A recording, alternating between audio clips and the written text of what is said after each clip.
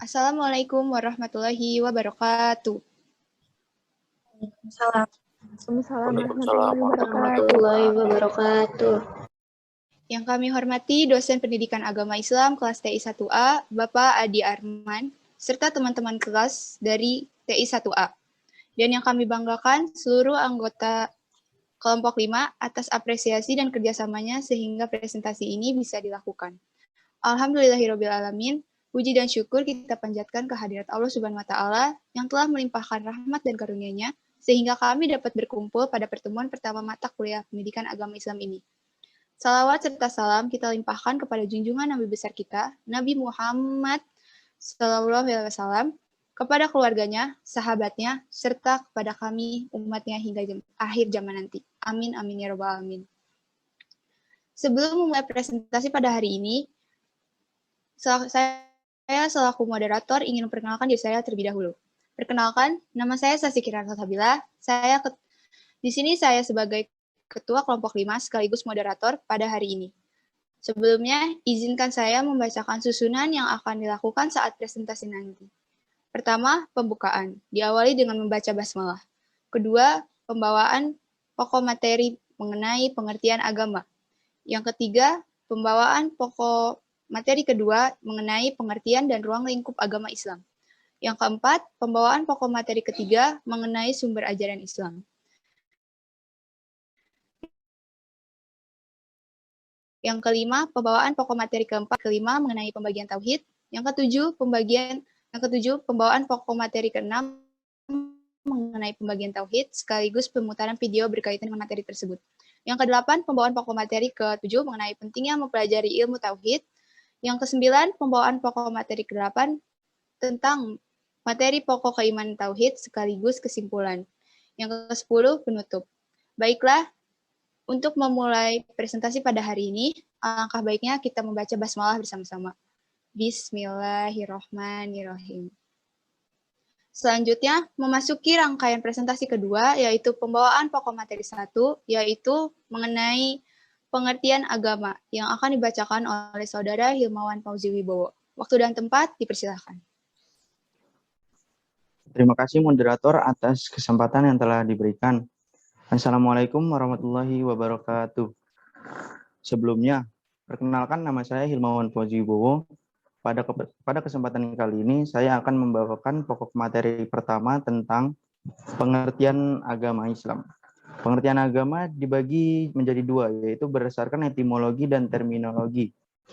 Pengertian agama secara etimologi, kata agama berasal dari bahasa Sanskerta, yang berasal dari akar kata gam, artinya pergi. Kemudian dari kata gam tersebut mendapat awalan A dan akhiran A. Maka terbentuklah kata agama artinya jalan. Maksudnya, jalan mencapai kebahagiaan. Di samping itu, terdapat pendapat yang menyatakan bahwa kata agama berasal dari bahasa Sanskerta yang akar katanya adalah A dan gama. A artinya tidak dan gama artinya kacau. Jadi arti kata agama adalah tidak kacau atau teratur. Agama dari sisi terminologi ialah secara terminologi dalam Ensiklopedia Nasional Indonesia. Agama diartikan aturan atau tata cara hidup manusia dengan hubungannya dengan Tuhan dan sesamanya.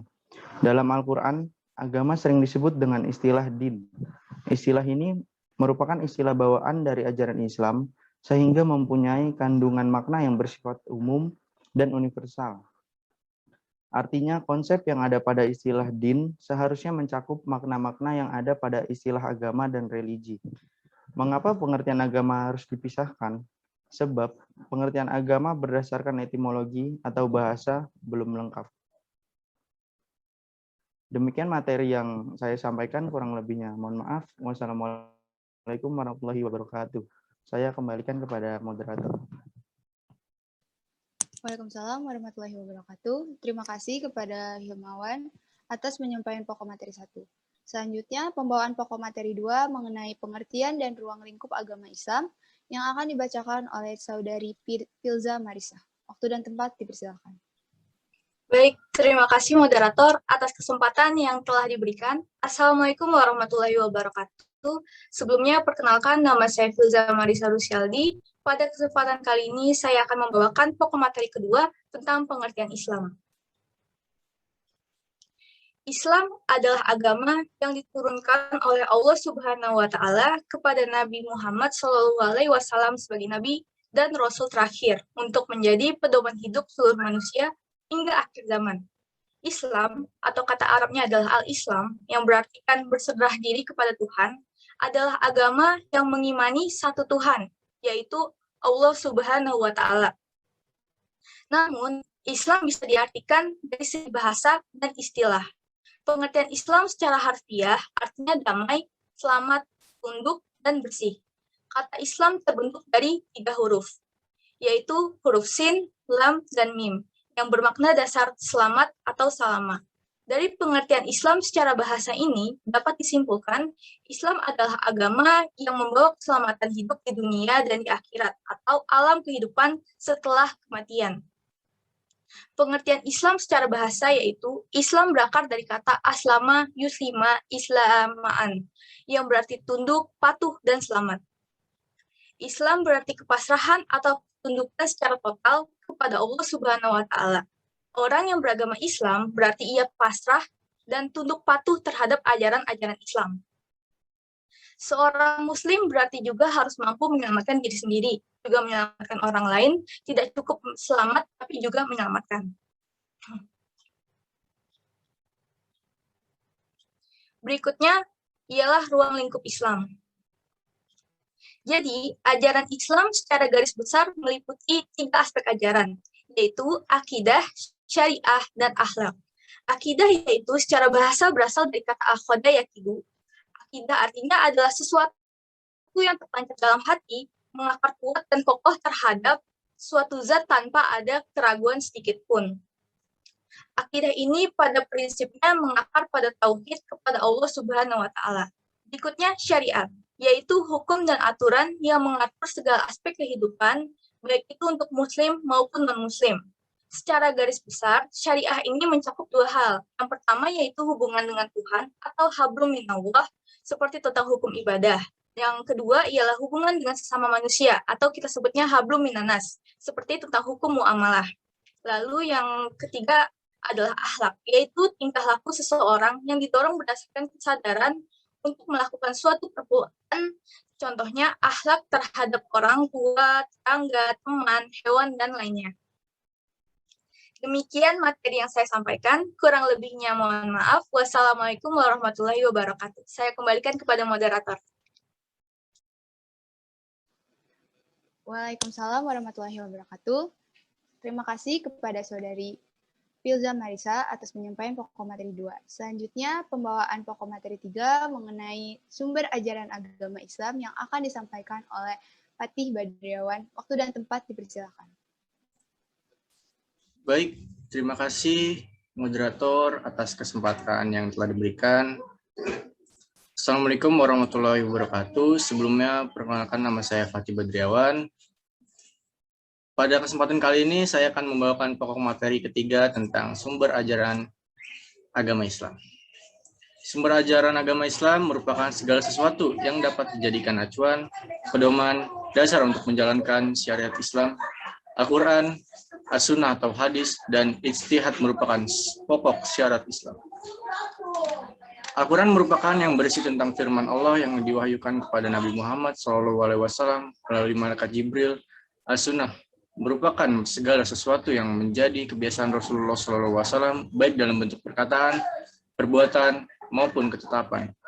Hadis atau sunnah Rasul berfungsi sebagai bayan atau penjelasan terhadap Al-Quran. Tanpa memahami hadis, tidak akan mampu memahami Al-Quran dengan jelas. Ijtihad merupakan mengarahkan segala kemampuan berpikir secara maksimal. Dasar penggunaan sumber agama Islam didasarkan ayat Al-Quran surat An-Nisa, surat kelima ayat 59 yang artinya, "Hai orang-orang yang beriman, taatilah Allah dan taatilah Rasul-Mu. Dan ulil amri di antara kamu, jika kamu berlainan pendapat tentang sesuatu, maka kembalikanlah ia kepada Allah atau Al-Quran dan Rasul atau Sunnah." Jika kamu benar-benar beriman kepada Allah dan hari kemudian, yang demikian lebih baik bagimu dan lebih baik akibatnya. Quran Surat An-Nisa Surat 4 ayat ke-59. Demikian materi yang saya bawakan, kurang lebihnya mohon maaf. Wassalamualaikum warahmatullahi wabarakatuh. Saya kembalikan kepada moderator. Waalaikumsalam warahmatullahi wabarakatuh. Terima kasih kepada Saudara Fatih atas penyampaian pokok materi 3. Baik, dilanjutkan pembawaan pokok materi keempat mengenai makna tauhid yang akan disampaikan kembali oleh Saudara Hilmawan. Waktu dan tempat dipersilakan. Terima kasih moderator atas kesempatan yang telah diberikan kembali kepada saya. Saya akan melanjutkan kembali materi tentang makna tauhid. Makna tauhid adalah menjadikan Allah sebagai satu-satunya sesembahan yang benar dengan segala kekhusyuannya. Makna tauhid secara bahasa Arab merupakan bentuk masdar dari fi'il wahada yuwahidu tauhidan, yang artinya menjadikan sesuatu satu saja. Dari makna ini, sesungguhnya dapat dipahami bahwa banyak hal yang dijadikan sesembahan oleh manusia. Bisa jadi berupa malaikat, para nabi, orang-orang soleh, atau bahkan makhluk Allah yang lain. Namun seorang yang bertauhid hanya menjadikan Allah sebagai satu-satunya sesembahan saja. Dengan pengertian lain dalam bahasa Arab, tauhid berarti beriman kepada keesaan Allah Subhanahu wa taala. Iman berarti pengetahuan, percaya, dan yakin. Proses terbentuknya iman didasari dari dalam diri sendiri dengan memperdalam ilmu agama Islam. Pada dasarnya, keimanan kepada Allah Subhanahu wa taala harus mencakup 3 konsep atau unsur dasar, yaitu mengetahui dan memahami konsep ketuhanan, menetapkan konsep ketuhanan hanya kepada Allah, dan meniadakan konsep ketuhanan kepada selain Allah. Demikian materi yang saya sampaikan. Kurang lebih mohon maaf, saya kembalikan kepada moderator. Terima kasih kepada Saudara Hilmawan atas penyampaian materi keempat. Selanjutnya, pembawaan pokok materi kelima mengenai pembagian tauhid yang akan disampaikan kembali oleh Saudara Fatih. Waktu dan tempat dipersilakan. Terima kasih moderator atas kesempatan yang telah diberikan kembali. Saya akan melanjutkan kembali materi tentang pembagian tauhid. Maaf sebentar. Pembagian tauhid ke dalam 3 bagian diambil dari penelitian terhadap nas-nas Al-Quran. Pembagian ini sangat memudahkan pemahaman teman-teman semua tentang tauhid. Yang pertama, tauhid rububiyah. Tauhid rububiyah atau yang bisa disebut dengan mengesahkan Allah dalam perbuatannya adalah i'tikad atau keyakinan yang mantap bahwa hanya Allah yang mencipta, memberi rezeki, menghidupkan, mematikan, dan mengatur semua urusan semua makhluk. Kata Rob yang dari situ dibentuk kata rububiyah mengandung arti pencipta dan pemelihara. Dengan begitu, tauhid rububiyah mengandung arti bahwa tidak ada yang menciptakan dan memelihara jagat raya dan isinya ini kecuali Allah Subhanahu wa taala. Di antara dalil-dalil tauhid rububiyah adalah firman Allah yang artinya, ingatlah menciptakan dan memerintah hanyalah hak Allah. Maha suci Allah, Rabb semesta alam. Quran Surat Al-A'raf, Surat ke-7 ayat ke-54. Yang kedua, tauhid uluhiyah. Tauhid uluhiyah adalah pengesahan Allah bahwa Allah adalah satu-satunya Tuhan yang wajib disembah. Pengertian ini diambil dari makna kata ilah dalam bahasa Arab yang berarti sesuatu yang disembah. Patung adalah ilah menurut orang-orang yang menyembahnya. Bulan dan matahari adalah ilah bagi orang-orang yang menyembahnya. Dengan demikian, tauhid uluhiyah ini menuntut semua umat muslim untuk menyembah hanya kepada satu-satunya Tuhan, yaitu Allah Subhanahu wa taala. Dalam pengertian lain, tauhid uluhiyah adalah mentauhidkan Allah dalam segala bentuk peribadahan baik yang zahir maupun batin. Dalilnya, Bismillahirrahmanirrahim, iyyaka na'budu wa iyyaka nasta'in, yang artinya hanya Engkaulah yang kami sembah dan hanya Engkau kami meminta pertolongan. Quran Surat Al-Fatihah ayat ke-5. Di antara dalil-dalil tauhid uluhiyah adalah firman Allah yang artinya, katakanlah, hanya Allah saja yang aku sembah dengan memurnikan ketaatan kepadanya dalam atau menjalankan agamaku. Maka sembahlah oleh kalian, hai orang-orang musyrik, apa yang kamu kehendaki selain dia. Quran Surat Az-Zumar surat ke-39 ayat 14 sampai 15. Demikian materi yang saya bawakan, kurang lebihnya mohon maaf. Wassalamualaikum warahmatullahi wabarakatuh. Saya kembalikan kepada moderator. Waalaikumsalam warahmatullahi wabarakatuh. Terima kasih kepada Saudara Pati atas penyampaian pokok materi 5. Memasuki presentasi ke-7, yaitu pembawaan pokok materi ke-6 mengenai pembagian tauhid dan juga penyampaian cuplikan video berkaitan dengan materi yang akan disampaikan oleh Saudari Ilza Marisa. Waktu dan tempat dipersilakan. Baik, terima kasih moderator atas kesempatan yang telah diberikan kembali. Saya akan melanjutkan lagi materi yang sebelumnya sudah disampaikan oleh rekan saya, yaitu Fatih Badriawan. Selanjutnya akan saya sambung, yaitu pembagian tauhid yang ketiga, tauhid asma wa sifat. Ialah mengesahkan Allah dalam nama-nama dan sifat-sifatnya, yaitu bentuk keimanan yang mantap terhadap nama-nama Allah dan sifat-sifatnya yang ditetapkan dalam Al-Quran dan As-Sunnah. Berikut ini kami akan menampilkan sebuah ceramah agama tentang mengenal Allah dengan cara mengenali al-asma wa sifat yang akan dibawakan oleh Ustadz Adi Hidayat. Tolong disimak ya teman-teman. Namun sebentar.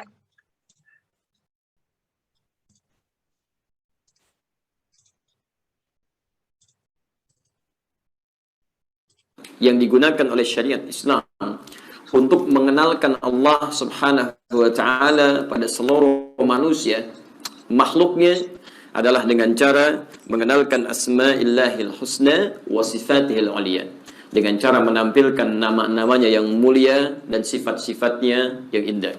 Jadi Bapak dan Ibu sekalian, teman-teman, ini sekaligus mempertegas kembali nama-nama Allah yang terangkum dalam bentuk al-asma'ul husna ya, dan sifat-sifatnya.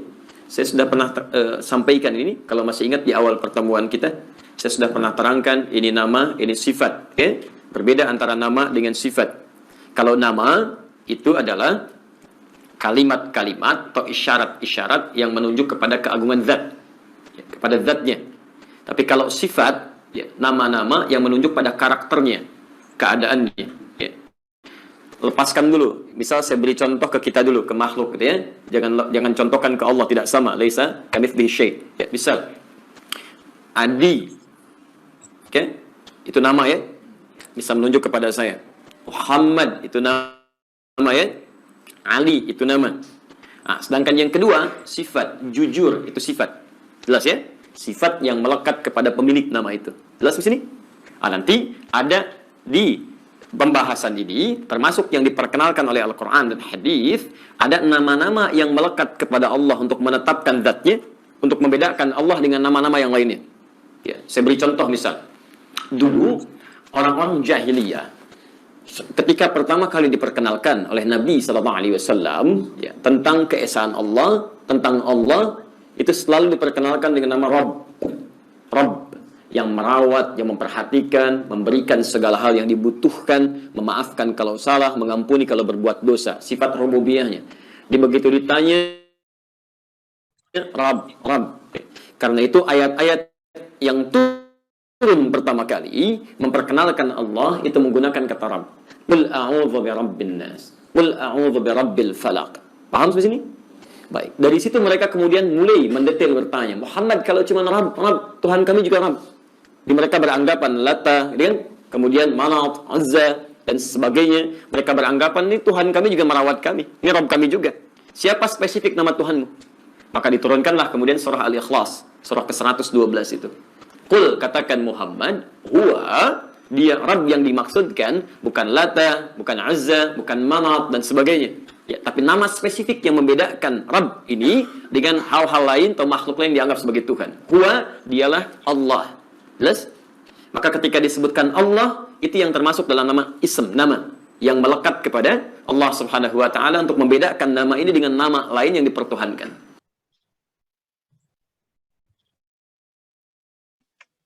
Seperti yang tadi kita lihat dalam video tadi mengenai Allah, mengenal Allah dengan cara mengenali al-asma wa sifat yang disampaikan oleh Ustadz Adi Hidayat. Sehingga bisa kita tarik kesimpulan, terdapat nama-nama yang melekat kepada Allah yang berguna untuk menandakan betapa agungnya keesaan Tuhan kita. Allah Subhanahu wa Ta'ala sebegitu besar namanya. Maka dari itu sering-seringlah kita berzikir Asmaul Husna agar maka dari itu sering-seringlah selalu mengingatnya juga dan juga sering-seringlah berzikir. Allah sebutkan pula adanya sifat-sifat Allah untuk bisa kita tanamkan dan kita yakini Allah tidak ingin kita salah meyakinkan bahwasannya Allah ialah Tuhan yang menguasai segalanya di dunia ini. Keutamaan beriman kepada nama dan sifat Allah al-asma wa sifat, yaitu setiap keimanan pasti memiliki keutamaan, termaksud beriman dan menjaga tauhid asma wa sifat. Dengan mempelajari tauhid asma wa sifat dan beriman dengannya, maka keimanan dalam diri seseorang akan bertambah kuat dan tidak lagi berharap takut ataupun menyembah kepada selain Allah. Selain itu, tauhid asma wa sifat juga membuat rasa cinta seorang hamba kepada Allah semakin besar, sehingga orang tersebut akan mampu mengagungkan Allah dengan sebaik-baiknya pengagungan, dan juga meningkatkan penghambaan sehingga dimudahkan dalam melakukan setiap hal yang diperintahkan dan menjauhi larangan Allah Subhanahu wa Ta'ala.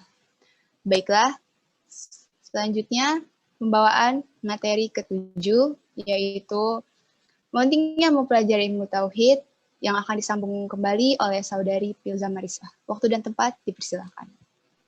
Baik, terima kasih lagi kepada moderator atas kesempatan yang telah diberikan kembali. Saya akan melanjutkan materi tentang pembagian tauhid. Pentingnya mempelajari ilmu tauhid. Jadi, banyak orang yang mengaku Islam. Namun, jika kita tanyakan kepada mereka, apa makna tauhid? Bagaimana tauhid yang benar? Maka hanya sedikit sekali orang yang dapat menjawabnya. Maka sangat penting bagi setiap muslim mempelajari tauhid yang benar. Bahkan, inilah ilmu yang paling utama.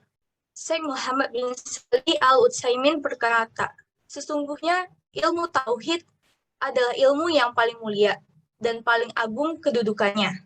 Setiap muslim wajib mempelajari, mengetahui, dan memahami ilmu tersebut. Karena merupakan ilmu tentang Allah Subhanahu wa Ta'ala, tentang nama-namanya, sifat-sifatnya, dan hak-haknya atas hambanya. Demikian materi yang saya sampaikan. Mohon maaf bila banyak kekurangan, saya kembalikan kepada moderator. Terima kasih kepada saudari Pilza atas penyampaian materi 7 dan 6. Selanjutnya, pembawaan pokok materi ke-8, yaitu materi terakhir, serta kesimpulan mengenai materi pada presentasi hari ini yang akan disampaikan oleh saudari Larasati. Waktu dan tempat dipersilakan. Terima kasih moderator atas kesempatan yang telah diberikan. Assalamualaikum warahmatullahi wabarakatuh. Sebelumnya perkenalkan nama saya Larasati Marari. Kali ini saya akan membawakan pokok materi tentang pokok keimanan tauhid. Sesungguhnya pokok-pokok keimanan kepada Allah yang harus dijadikan keyakinan oleh umat Islam dalam menetapkan keimanan ada 3 perkara. Yang pertama, seorang hamba harus meyakini Rabbaniyah Allah. Hal ini agar berbeda dengan ahlut tahtil, yakni orang-orang yang tidak menetapkan adanya perbuatan Allah. Yang kedua, seorang hamba harus meyakini wahdaniyah atau hal ini agar berbeda dengan orang-orang musyrik yang mengakui adanya perbuatan Allah. Akan tetapi, mereka menyekutukan Allah dalam beribadah. Yang ketiga, seorang hamba harus meyakini bahwa Allah disifati dengan sifat-sifat yang tidak boleh tidak, bahwa Allah disifati dengan sifat-sifat seperti ilmu, kekuasaan, kebijaksanaan, dan sifat-sifat lainnya yang telah Allah sebutkan dalam kitabnya. Nah, di sini saya mengingatkan kepada teman-teman semua mengenai materi yang disampaikan tadi berupa keimanan dan tauhid dalam Islam kepada Allah Subhanahu wa Ta'ala. Ada 3 hal yang penting. Allah sebagai Khalik, Allah sebagai Rabb, dan Allah sebagai Ilah. Dengan artian, Allah sebagai Khalik yaitu pengakuan terhadap ekstensi Allah sebagai pencipta alam semesta dan segala isinya, yang nyata maupun yang gaib. Yang kedua, Allah sebagai Rob, yaitu penghayatan terhadap pemelihara Allah sebagai pengelola yang maha sempurna terhadap alam semesta dan segala isinya, baik di dunia maupun di akhirat. Yang terakhir, Allah sebagai ilah, yaitu pengabdian hanya kepada Allah sebagai zat yang Maha Esa, yang memiliki sifat-sifat ketuhanan yang wajib disembah oleh makhluknya dengan berbagai bentuk peribadatan. Nah, kita sudah sampai di penghujung acara presentasi nih. Demikianlah yang kami sampaikan mengenai Islam sebagai agama tauhid. Di sini saya akan menarik kesimpulan dari semua materi yang tadi teman-teman saya bawakan. Tauhid merupakan prinsip pertama dan utama dalam pendidikan agama Islam yang membedakan pendidikan Islam dengan pendidikan pada umumnya. Dan dalam hal ini tauhid juga berkaitan erat dengan konsep fitrah manusia karena seluruh manusia diciptakan Allah atas dasar iman atau tauhid. Namun, keimanan itu tidak tumbuh dengan sendirinya, melainkan diasah dan dipertebal melalui proses belajar mengajar atau pendidikan. Di samping melalui perilaku taat, takwa, dan beribadah kepadanya. Oleh sebab itu, perlu kiranya pendidikan tauhid ditanamkan sejak dini. Bahkan, dalam jenjang pendidikan pun perlu didesain sedemikian rupa sesuai tingkat pemahaman, penyampaian, dan pembelajaran. Dan satu hal yang perlu diingat adalah menuntut ilmu bagi setiap muslim adalah hingga akhir hayatnya. Terima kasih. Demikian materi yang saya sampaikan, kurang lebihnya mohon maaf. Wassalamualaikum warahmatullahi wabarakatuh. Saya kembalikan ke moderator. Terima kasih. Waalaikumsalam warahmatullahi wabarakatuh. Terima kasih kepada Saudari Larasati atas penyampaian kesimpulan dan juga materi terakhir pada hari ini.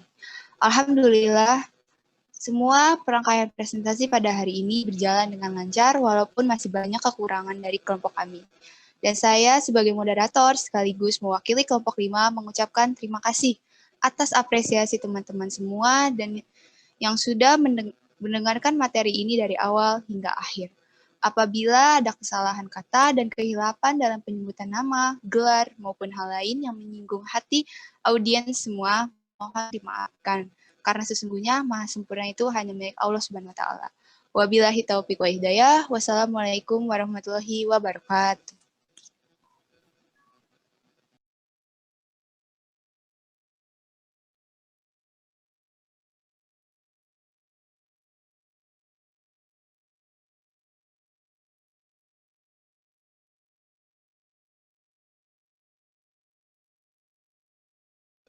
Untuk penanya wajib, dipersilakan untuk menanya pertanyaan yang berkaitan dengan materi yang sudah kelompok 5 sampaikan. Silakan.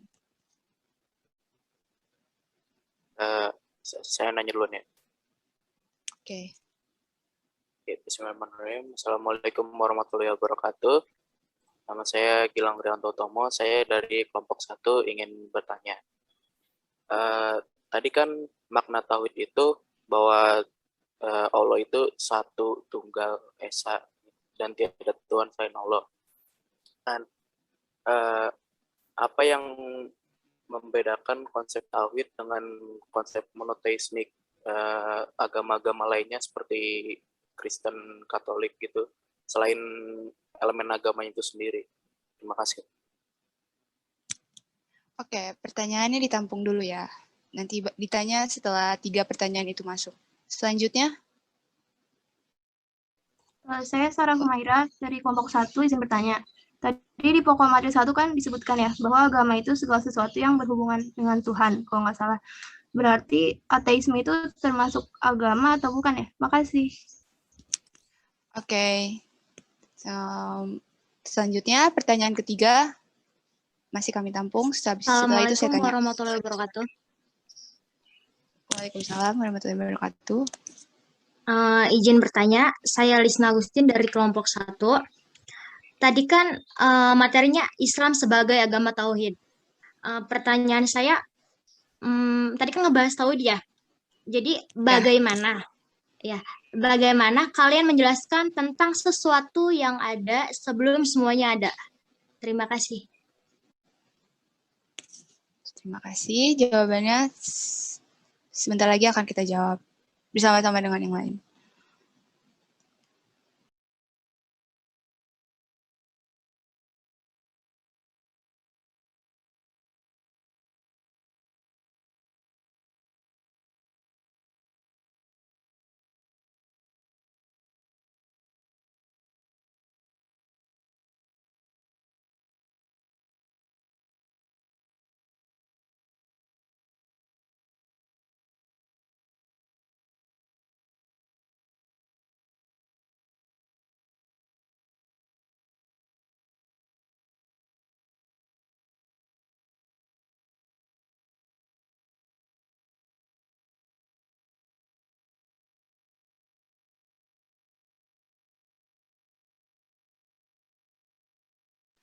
Saya izin menjawab untuk pertanyaan kedua yang mengenai ateis.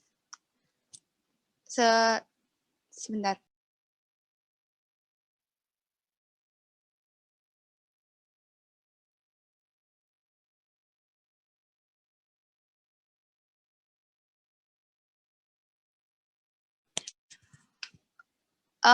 Tadi pertanyaannya ateis termaksud agama atau bukan ya dari Sarah?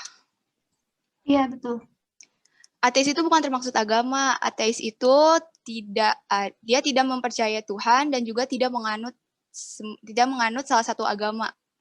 Begitu.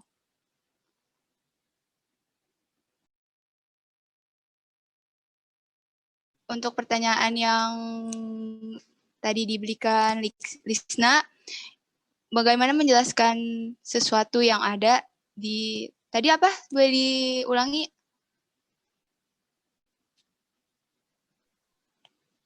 Lisna, ini tadi apa? Iya, maaf. Bagaimana kalian menjelaskan sesuatu yang ada sebelumnya? Maaf.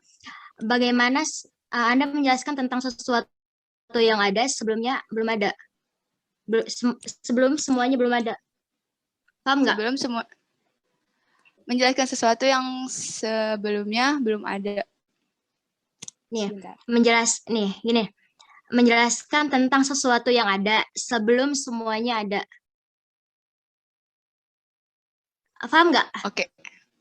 Paham, oke. Ya, makasih.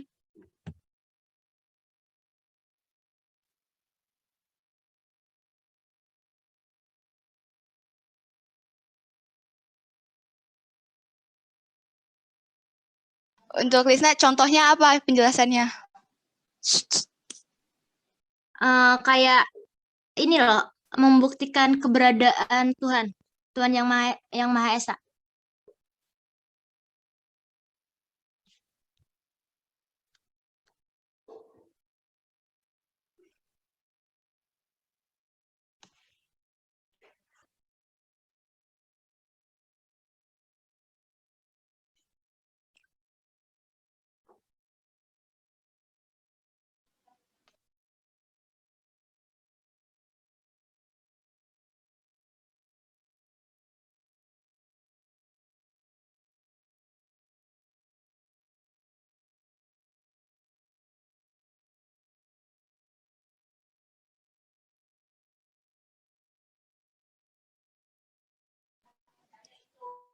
Untuk jawaban dari Lisna, saya izin menjawab juga. Untuk sesuatu yang tadi kamu sebutkan, itu semua yang tercipta dan semua yang terjadi, bahkan kita tercipta, itu atas kehendak Allah Subhanahu wa Ta'ala, dan kita semua meyakinkan itu. Dan jadi konteksnya untuk segala sesuatu yang ada atau enggak itu terjadi ya karena kehendak Allah Subhanahu wa Ta'ala. Kita hanya bisa meyakinkan. Dan itu juga sudah tercantum dalam Al-Quran. Seperti itu.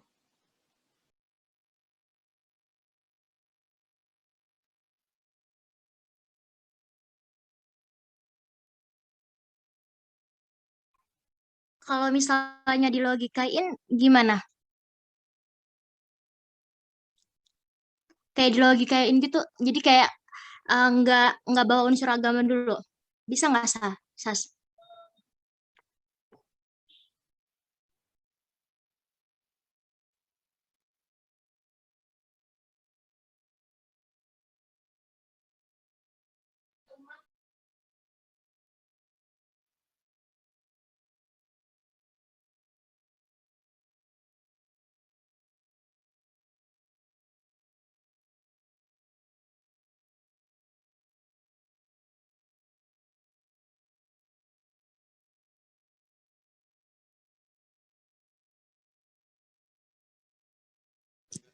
Ya, logikanya juga kan Allah yang menciptakan. Dari kita sebelum lahir pun dari sebelum kita lahir pun kita sudah ada yang namanya orang tua, kakek nenek kita, buyut kita. Nah, semua itu logikanya ya Allah yang menciptakan. Gak ada selain Allah gitu. Meyakinkannya ya dari Allah. Kalau misalnya kamu nggak yakin dan kamu belum terlalu yakin itu ya berarti kamu belum sepenuhnya meyakini bahwa semuanya itu diciptakan Allah. Bahkan tumbuhan, semua yang terjadi di makhluk bumi ini atas kuasa Allah, seperti itu.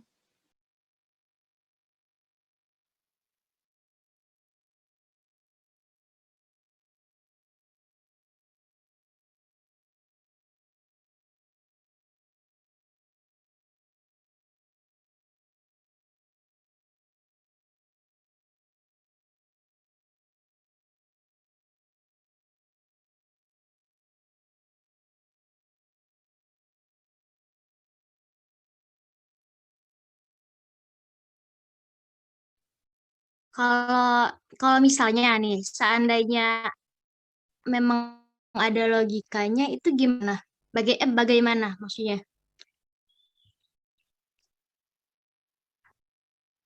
Bisa diulang? Maaf ya sebelumnya.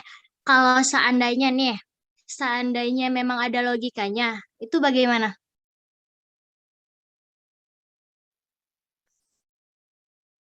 Kalau seandainya apa? Kalau seandainya ada logikanya, itu gimana?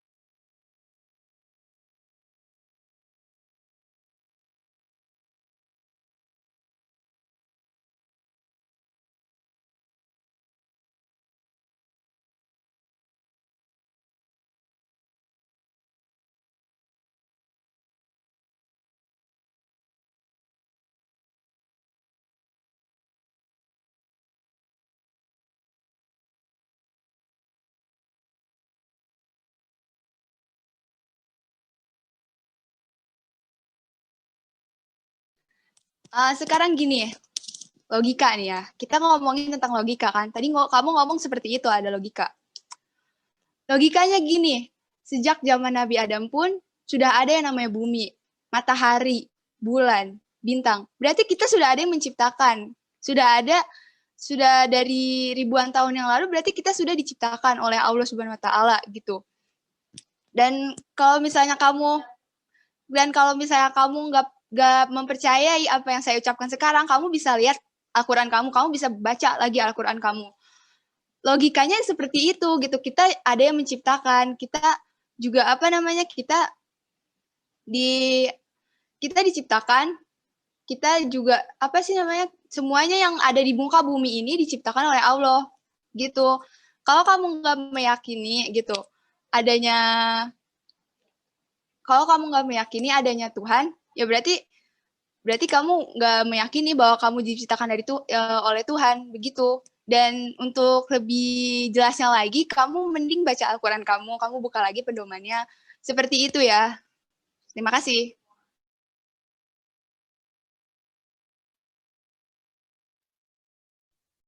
Iya, saya yakin kok kalau misalnya Tuhan itu ada. Cuma kan tadi tuh pertanyaan, maksud saya tuh kayak pakai logika gitu loh.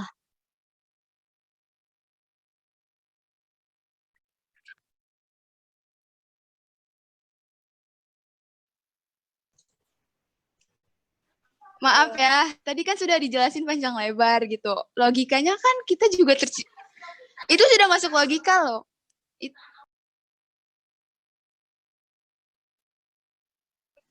Ciptaan Allah itu kan masuknya udah logika ya, mulai dari angin, matahari, bulan, semuanya mengendalikan Allah, bahkan hujan gitu. Itu sudah masuk logika. Kenapa bertanya lagi logika? Kalau misalnya emang kamu nggak percaya gitu, mending kamu perbanyak lagi baca translasi. Terus juga kamu perbanyak lagi lah membaca Al-Qur'annya begitu. Kalau misalnya mainin logika yang kan semuanya diciptakan dari Tuhan. Ini juga lagi pelajaran agama kan ya. Kalau misalnya bawa Allah ya wajar lah kan karena kita diciptakan dari Allah gitu. Ini juga kan lagi pelajaran agama Islam gitu. Baik. Saya mau motong sebentar ya. Saya ingin menjawab pertanyaan nomor 1 dari Gilang. Jadi Gilang bertanya, kan pada bangsa tauhid tiada Tuhan selain Allah. Lalu kemudian dia bertanya, apa yang membedakan konsep tauhid dengan konsep agama lain? Saya izin menjawab. Jadi perbedaan agama tauhid dengan agama lain yaitu kalau agama tauhid mengesahkan dan menyembah Allah.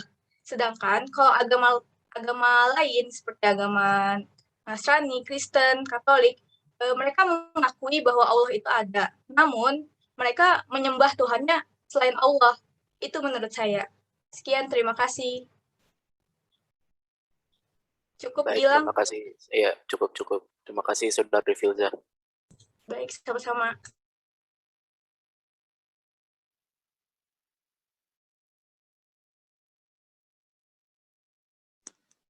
Sudah puas dengan jawaban yang diberikan kelompok 5? Udah cukup, makasih ya Sas. Izin interupsi teman-teman dari kelompok 1 tanpa mengurangi rasa hormat saya kepada kelompok 1 dan Lisna sebagai penanya. Pertanyaan Lisna itu pertanyaan yang sering disampaikan oleh banyak orang, apalagi orang-orang yang bukan berasal dari agama Islam. Dan untuk menjawabnya, jawaban Sasi itu cocok untuk kita yang beragama Islam. Sasi sudah menjawabnya dengan sebaik-baiknya.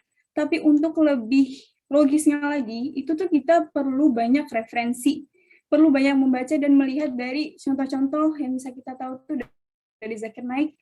Itu tuh emang bahasan yang berat. Jadi kalau kita selalu menyampaikan, orang-orang di luar sana yang berpikir secara logika, mereka itu akan bertanya terus dan nggak akan puas dengan satu jawaban. Jadi itu bukan jawaban yang mudah gitu. Jadi kembali lagi perlu banyak referensi dan hal lainnya. Tapi yang saya sampaikan itu sudah mencakup lah kalau misalnya kita yang menjadi manusia yang beragama.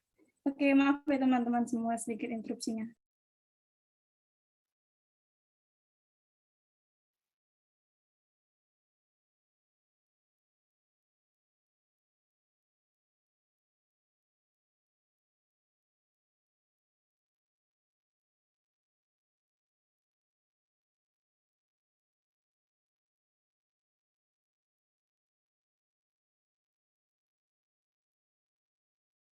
Instruksi, izin ya menjelaskan.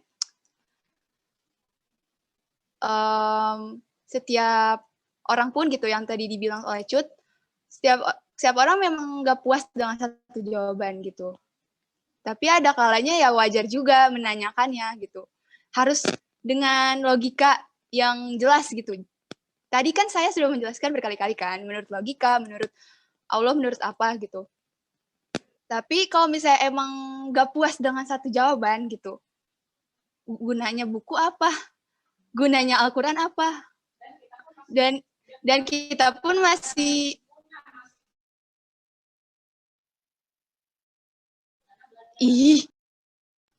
dan kita pun masih sama-sama belajar gitu. Di sini mahasiswa gitu.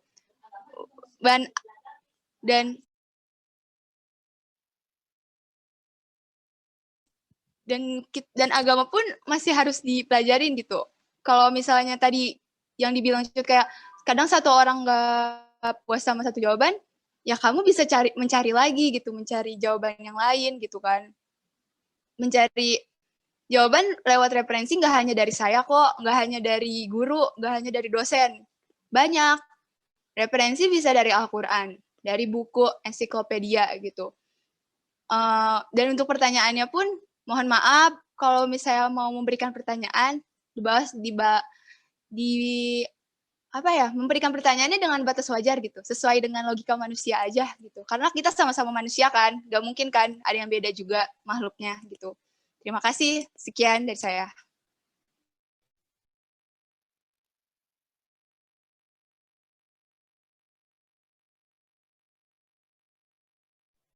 Izin interupsi. Makasih Lisna atas pertanyaan yang tadi disampaikan, itu cukup bagus dan cukup membebankan ya. Karena itu juga di luar dari konteks yang kita sampaikan ini, Islam sebagai agama tauhid. Dan terima kasih juga untuk Azima atas tadi penjelasannya, logika yang disampaikan itu kurang memuaskan disampaikan oleh Sasi gitu. Mungkin dosen Pak Adi Arman, mohon maaf Pak, bisa menjelaskan bagaimana yang tadi pertanyaan Lisna Agustin tentang gimana itu sih logika sebelum terbentuknya yang belum ada gitu, tentang dunia atau agama Islam ya Lisna? Maaf, ulangin Laras. Untuk yang belum ada itu untuk dunia atau tentang agama tauhid Islam ini? Tentang agama. Jadi kayak contohnya yang tadi itu loh, yang ngebuktiin keberadaan Allah. Yang tadi Azima jelasin juga. Kalau misalnya pertanyaan saya berat, maaf.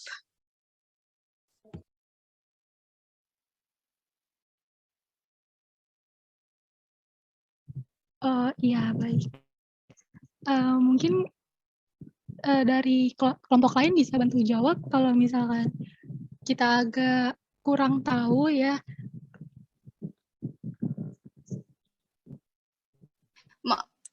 Maaf mau memotong. Tadi mengenai agama ya. Keberadaan Allah kan ya tadi dibilangnya. Benar? Keberadaan Allah itu ada nyata dengan pertama kali turunnya Nabi Adam dari surga ke dunia. Itu yang pertama kali menandakan adanya Allah juga di dunia ini. Dan juga turunnya para nabi-nabi yang turun ke dunia ini untuk memberikan syariat Islam. Seperti itu. Jadi untuk mempercayai adanya agama Allah dari dulu, dari beribu-ribu tahun lalu itu turunnya para nabi dan juga khalifah-khalifahnya. Sudah cukup puas? Udah cukup. Sampai udah nabi cukup. terakhir juga Muhammad bahkan. Ya, udah cukup. Makasih ya, Sas. Ya, waktunya sudah habis. Silakan ditutup.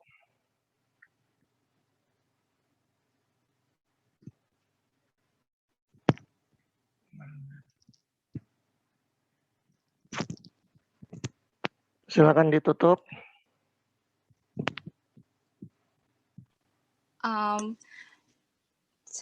Sebelumnya terima kasih atas apresiasi teman-teman dan juga terima kasih kepada penanya yang sudah menanyakan yang tadi disampaikan oleh teman-teman semua juga, dan juga maaf masih banyak kekurangan dari kelompok 5 mengenai pembahasan materi ke-1 ini.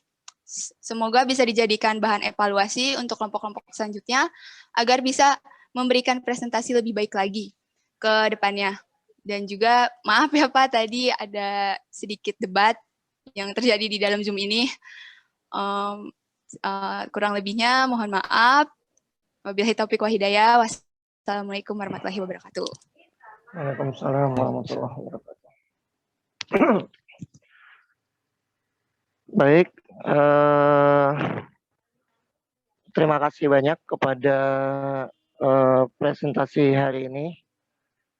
Tadi Sasi Kirana dan teman-temannya sudah cukup baik menyampaikan presentasi. Tapi suara saya kedengaran ini ya? Kedengaran Pak. Kedengaran Pak. Ya. Ada beberapa hal sebelum saya masuk ke menjawab tadi sedikit pertanyaan mungkin yang agak jelimet ya. Mungkin saya masuk ke teknis dulu.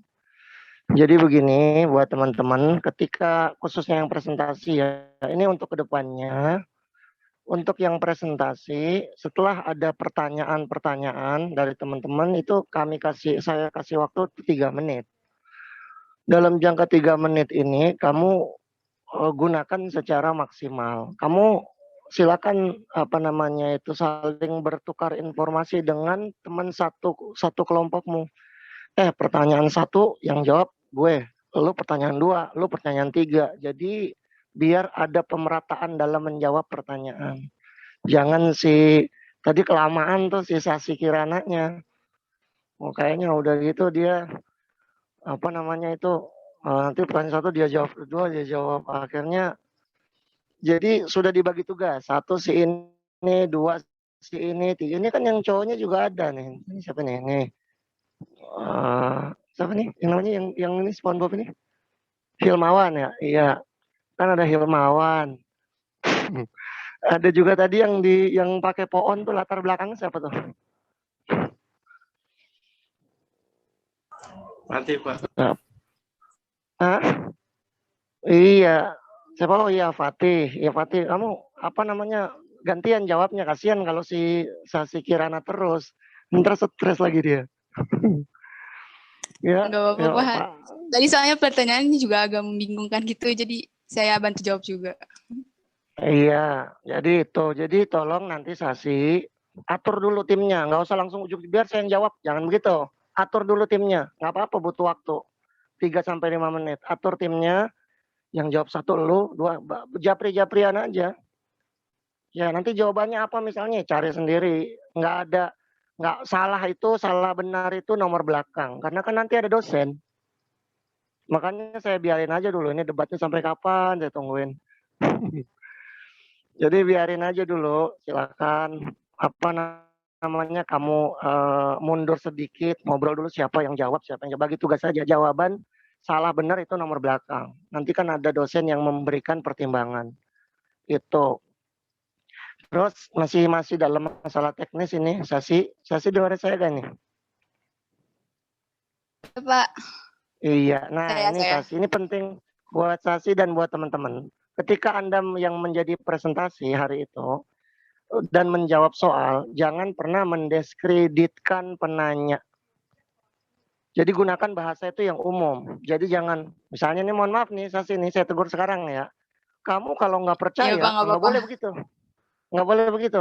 Kamu kalau nggak percaya, buka aja, nggak boleh begitu. Nanti jika ada lagi seperti ini, saya harapkan bukan hanya pada diskusi saat ini, di diskusi kuliah-kuliah yang lain juga. Gunakan orang ketiga misalnya. Jika ada orang yang tidak percaya, maka silahkan. Nah begitu, jika ada. Jadi jangan diskreditkan si Lisnanya. Gitu. Boleh jadi Lisna itu emang pengen ngetes aja, bukan berarti dia ateis. Masa? Jadi kadang-kadang kita terlalu emosi gitu. Apalagi sebenarnya ini kan temanya bukan lagi tentang ini ya, harusnya babnya itu bab besok, ketuhanan yang Maha Esa tuh. Kalau hari ini bicaranya murni kepada agama, walaupun ada sangkut pautnya ya, ada keterikatan. Jadi pembahasan banyaknya biasanya nanti di ketuhanan yang Maha Esa.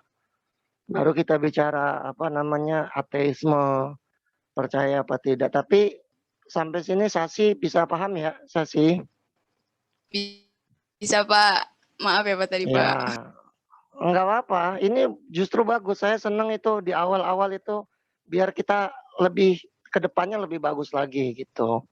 Jadi jangan menggunakan bahasa kamu atau Anda, tapi gunakan orang ketiga. Jika ada yang misalnya, silakan lihat Al-Quran. Jangan didiskreditkan kepada penanya. Kalau kamu nggak percaya, jangan begitu. Jika ada yang tidak percaya, maka jadi itu lebih kita menghormati orang lain begitu. Itu ya, bukan saya ngebela si Lisna juga bukan. Nanti bab jawaban pertanyaannya ntar. Jadi itu koreksi dari saya untuk kelompok yang hari ini. Mudah-mudahan dengan tujuan kelompok yang besok sudah lebih rapi lagi, karena namanya ini masih pertama ya kan. Abi lagi ya. Iya. Baik, selanjutnya ya sedikit ya saya nambahkan, tadi jawabannya sudah bagus dari kelompok 5 ini ya, kelompok 5 ya. Kelompok 5 Pak, materi 1. Oh ya. kelompok 5 materi 1. Jawabannya sudah bagus, hanya saya mau menambahkan yang pertama tentang ateisme tadi. Apa ateisme itu agama apa bukan? Bukan, dia kepercayaan. Kalau ada ismenya itu kepercayaan. Isme, nanti ada Soekarnoisme, nanti ada Leninisme. Dia percaya kepada Soekarno dan sangat mengagungkan, mendewa-dewakan Pak Karno. Leninisme, percaya sama Lenin. Marxisme, percaya sangat mendewa-dewakan. Udah seakan-akan nabi. Untungnya tidak ada Muhammadisme. Karena Nabi Muhammad tetap tidak pernah menginginkan agar dirinya didewa-dewakan, apalagi dijadikan seperti Tuhan kecil begitu. Tetap saja percayanya kepada Allah. Nabi Muhammad hanyalah Rasul dan hambanya. Nah, jadi isma di situ, dia bagian dari kepercayaan. Jadi kalau ada orang menggunakan konsep ateisme, jadi dia percaya bahwa bahwa tidak ada Tuhan dan tidak ada yang berkaitan dengan ketuhanan seperti agama, kitab suci dan lain sebagainya. Ini ada apalagi zaman sekarang merebak. Lalu kemudian itu ya, saya tambahkan lagi tadi. Oh iya, yang membedakan konsep tauhid dengan, tadi udah bagus jawabannya. Yang membedakan konsep tauhid, konsep Islam dengan agama tauhid dengan agama lainnya, itu ya karena Islam itu tauhidnya betul-betul hanya Islam yang menggunakan agama tauhid, konsepnya gitu. Hanya Islam yang menggunakan konsep tauhid. Karena dalam ajaran agama lain, itu Tuhan itu bisa diserupakan, bisa berbilang, bisa bertempat, bisa berwujud. Wujudnya kelihatan gitu. Ya kan? Oh gitu, misalnya agama Nasrani misalnya. Nah, nanti dia ada konsep anak Tuhan. Tuhannya berbilang, bukan lagi tauhid. Ada anak Tuhan, ada Tuhan Roh Kudus, ada Tuhan Bapa, ada Tuhan anak-anak ada Tuhan anak. Juga orang Yahudi kan dia juga menuhankan Uzair itu. Silakan dibuka di Al-Qur'annya, menuhankan Uzair. Mereka mengatakan Uzair adalah anak Tuhan. Uzair itu ulama dulu, ulama Yahudi yang kemudian meninggal. Ketika meninggal ada keinginan daripada pengikutnya dan keturunan selanjutnya untuk mendewakan Uzair. Akhirnya jadi dewa, jadi Tuhan.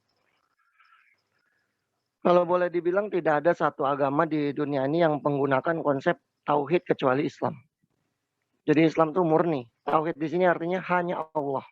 Agama Islam agama yang mentauhidkan Allah. Tidak ada Tuhan selain Allah. Artinya semuanya murni datang dari Allah. Itu mungkin yang membedakan dengan agama lain. Kalau agama Buddha, agama Hindu itu apalagi itu banyak sekali Tuhannya kan, berbilang sekali. Yang selanjutnya, nah ini yang terakhir yang tadi rame nih. Pertanyaan dari Lisna ya. Lisna ada Lisna? Masih dengerin ini? Masih, Pak. Oh iya, alhamdulillah. Jadi kalau pertanyaannya tadi sesuatu itu ada sebelum semuanya belum ada. Semuanya belum ada, terus tiba-tiba ada. Iya, itu semua begitu, kecuali Allah. Allah itu huwal awwalu wal akhiru. Dialah yang pertama dan dia yang terakhir. Awal wal akhiru itu ada dalam Asmaul Husna. Kalau tadi kan dibahas tauhid asma was sifat. Tauhid nama dan sifat-sifatnya. Ketika kita membahas asma, itu ada Asmaul Husna. Ada 99 nama Allah. Yang kemudian muncul nanti di antara 99 itu yaitu al-awwalu wal akhiru. Al-awwal dan al-akhir. Maksudnya menurut para ahli ulama mengatakan al-awwal itu dia yang pertama, dia yang awal tapi tidak ada awalannya, tidak ada yang pernah mengawalinya, dan dia yang terakhir tapi tidak akan pernah berakhir.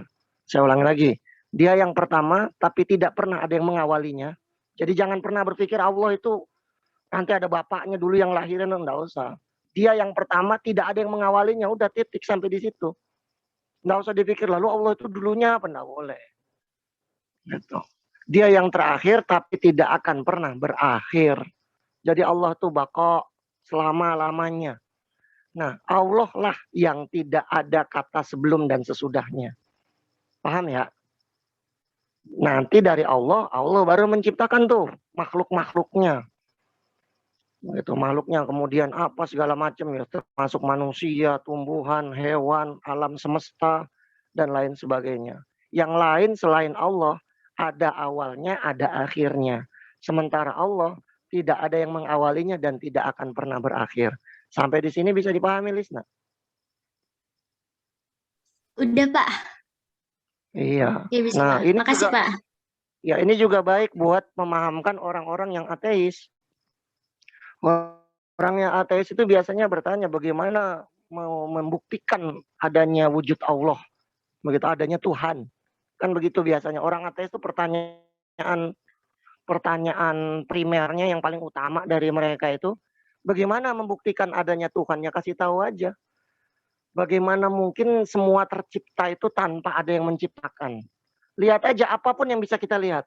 Misalnya lihat pintu, nggak mungkin tiba-tiba ada pintu. Lihat rumah, lihat bola itu kalau kita suka main bola, nggak mungkin bola tiba-tiba jadi bulat begitu sebelum ada yang merakit, menjahit, memproduksi.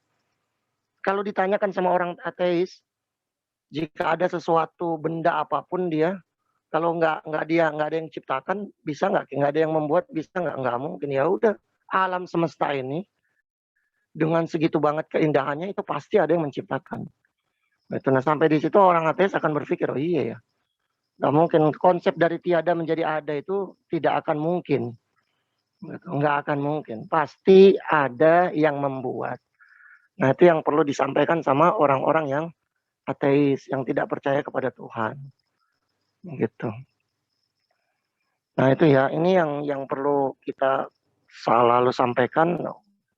Dan dengan tujuan, mudah-mudahan teman-teman di TIK ini betul-betul jangan ikut-ikutan tren. Sekarang kan trennya tren ateis.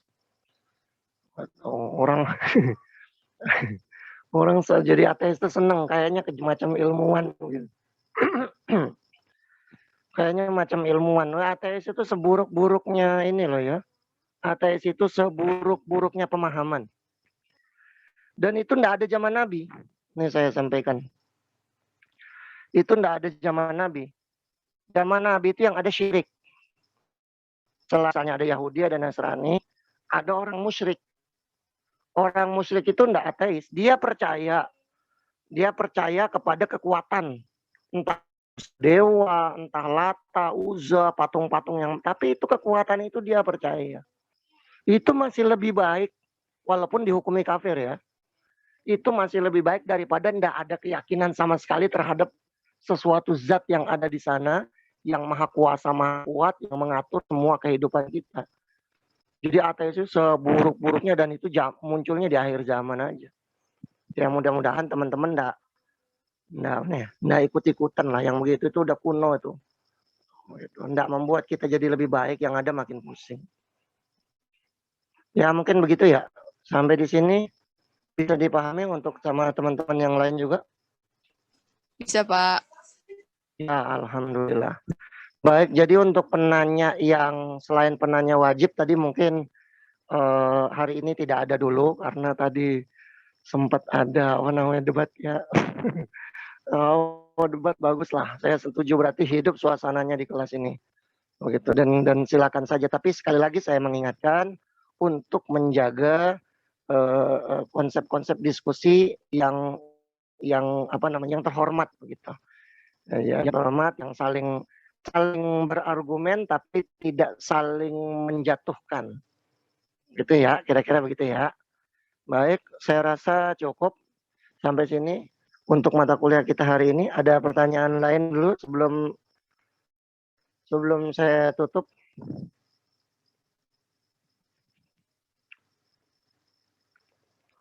Ketua kelas ini ada di mana, ketua kelas? Pak.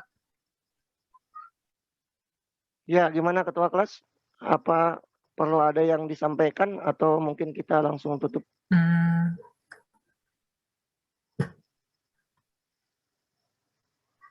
Kayaknya nggak ada yang mau disampaikan lagi deh, Pak. Oke, kalau begitu saya rasa cukup teman-teman. Sekali lagi mudah-mudahan nanti ke depan bisa lebih baik dan kita tutup dengan membaca kafaratul majlis. Subhanakallahumma wa bihamdika asyhadu an la ilaha illa anta astaghfiruka wa atubu ilaik. Jazakumullahu khairal jaza. Astaghfirukum. Assalamualaikum warahmatullahi wabarakatuh. Waalaikumsalam warahmatullahi wabarakatuh. Waalaikumsalam warahmatullahi wabarakatuh. Terima kasih, Pak.